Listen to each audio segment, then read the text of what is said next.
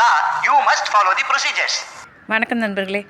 ஒரு சொத்து வாங்கணும் அப்படின்னு முடிவு பண்ணோன்னே ஒரு முன் தொகையாக அந்த உரிமையாளர் அந்த சொத்தோட ஓனர்கிட்ட கொடுத்துட்டு நம்ம போடக்கூடியது ஒரு அக்ரிமெண்ட் ஃபார் சேல், ஒரு கிரைய ஒப்பந்தம் ஒன்று போட்டுக்கிறோம்.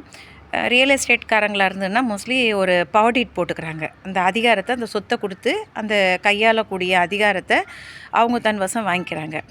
அதுக்கப்புறம் தான் இவங்க ஒன்று லோன் போட்டு மீதி அமௌண்ட்டை திரட்டிக்கிட்டு சேல் டீட் போடுறதுக்கான ஏற்பாடு பண்ணுறது, இல்லை அவங்க ரியல் எஸ்டேட்காரங்களாக இருந்தோன்னா அந்த புக்கிங்ஸ்லாம் பண்ணுறதுக்கான ஏற்பாடுலாம் பண்ணிகிட்டு இருந்தது.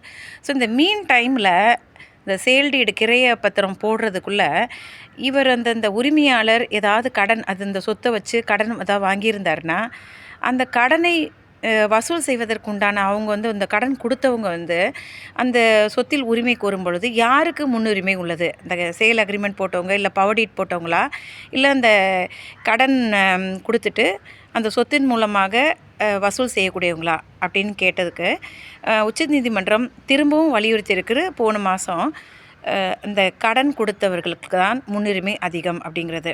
அந்த கோட்டக் மஹிந்திரா பேங்க் சம்மந்தமான வழக்கு அவங்கக்கிட்ட வரும்பொழுது இதே போல் தாங்க அந்த பேங்க் கடன் கொடுத்தவருக்கு அவர் திருப்பி செலுத்தாததுனால அதை அந்த சொத்தை சர்ஃபாசி ஆக்டில் கையகப்படுத்துகிறாங்க. சர்ஃபாசி ஆக்ட்னால் இது போல் அந்த மார்ட்கேஜ் பண்ணி கடன் வாங்கும்பொழுது அவங்களுடைய உண்டான சொத்தை ஒரு மார்ட்கேஜ் டீட்டை போட்டு எழுதி கொடுப்பாங்க இல்லைங்களா.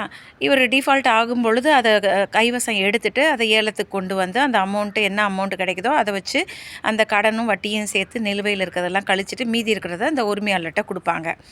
அது போல் வரும்பொழுது இவங்க கையப்படுத்தும் பொழுது அந்த போர்ஷன் ஆஃப் லேண்டில் இருக்கிற சில பேர் இல்லை நாங்கள் சேல் அக்ரிமெண்ட் வச்சுருக்கோம், பவர் டீட் வச்சுருக்கோம், அதனால் எங்களுக்கு தான் முன்னுரிமை ஜாஸ்தி, நாங்கள் தான் இந்த சொத்தின் உரிமையாளர்கள் அப்படின்னு சொல்லிட்டு ஆட்சேபனை தெரிவிக்கிறாங்க.